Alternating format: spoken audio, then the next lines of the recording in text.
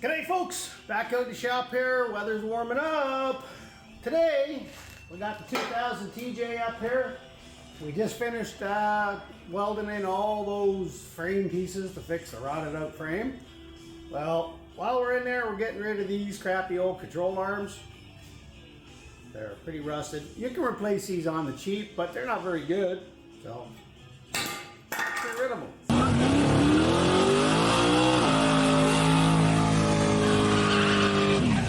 What we're going to put in to replace those rusted out old things is a set of Rough Country adjustable control arms. These are the uppers where they got my hand right here, so they're a little smaller. But you can see they're quite long.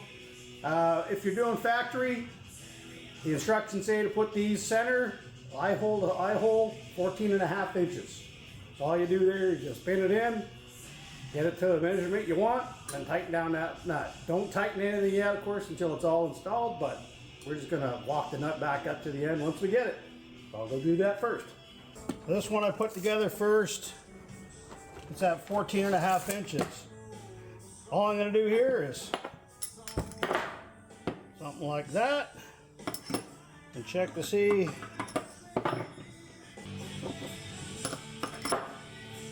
There we go, 14.5 inches. They're both the same. I'm gonna just walk that nut over there. Now in a perfect world, your car is straight and all, you want these the same. We're just gonna leave them finger tight for now in case we want to make an adjustment later. So there's our uppers set. Our lowers, you can see, are quite a bit beefier than the uppers. So uppers 14.5 inches, lowers are 16.5. I think I already got this one set. Yeah, 16.5 on that. Let's put this one together.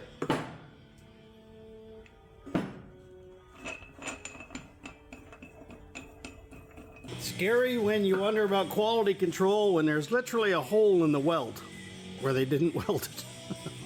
It is a Rough Country. It's a budget thing.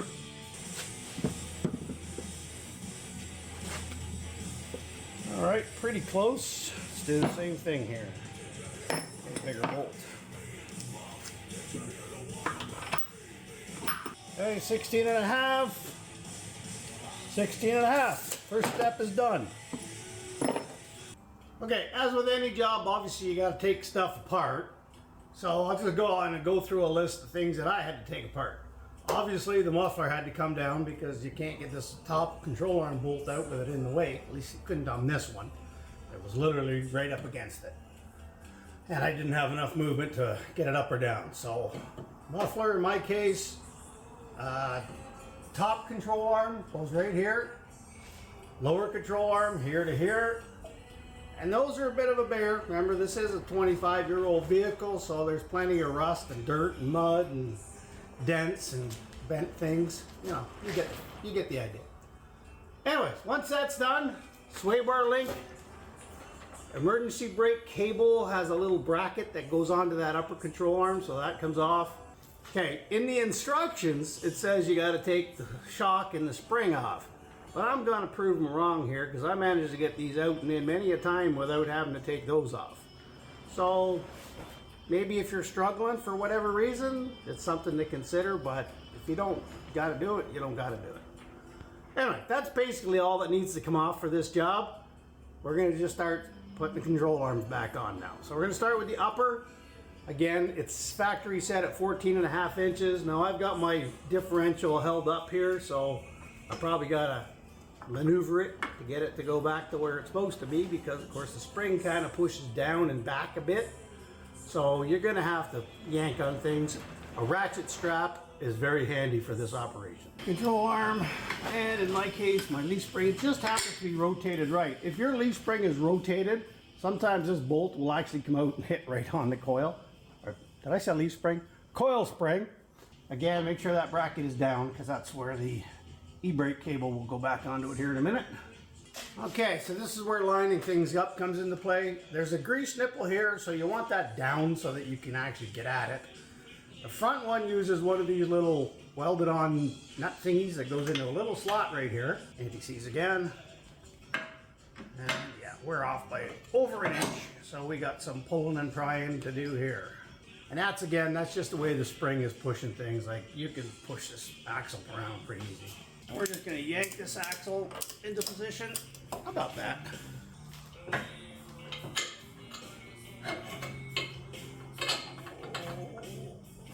can just barely get it lined up. Another click or two. Go.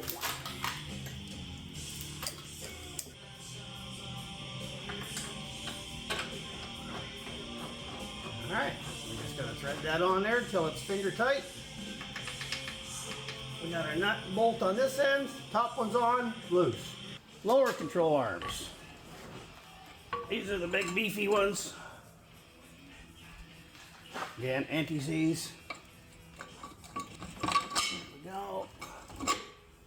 I would have liked to seen some maybe new hardware come with this kit, but these are pretty beefy bolts, so I mean, they should be okay. Again, grease nipple down on this end, and you can see how much we're gonna have to yank that to get that to go. Again, coil spring's doing what it does. Coil spring is springing. So we got a little bit heavier one. The little one was just more work than it needed to be.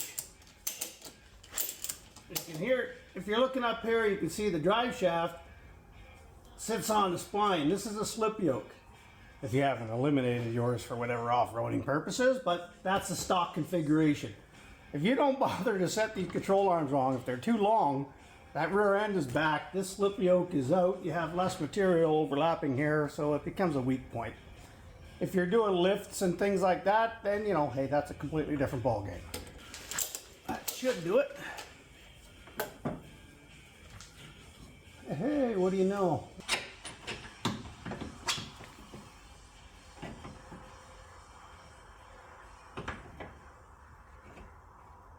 Right there, got like 1/8 of an inch. There we are, bolt through. Boink. All right, so there's these two control arms in place. Let's get a nut on that one.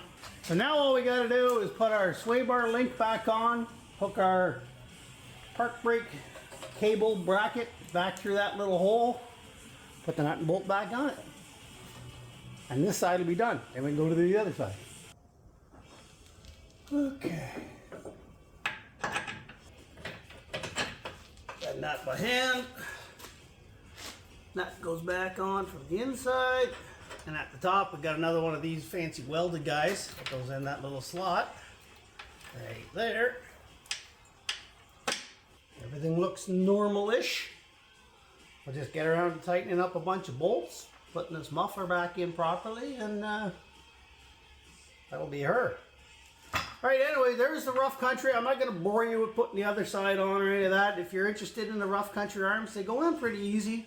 I would say it's a 6 out of 10 for the average guy. If you don't have the equipment and stuff, it could be challenging because most likely these bolts are going to be just absolute nightmares if it's anything close to the rust that's on this one. So you're probably going to want some form of heat, an induction heater, propane, or a real set of torches, because these nuts will most likely all need to be heated up. All in all, it's about a, maybe I would say a 2-hour job, just because you got to fight with some things. Anyway, rough country arms. I'll drive them for a while and let you know how they work out, but I think compared to what's on these things stock, they should hold up nicely. Anyways, this has been Schnipp. Catch us on the next one.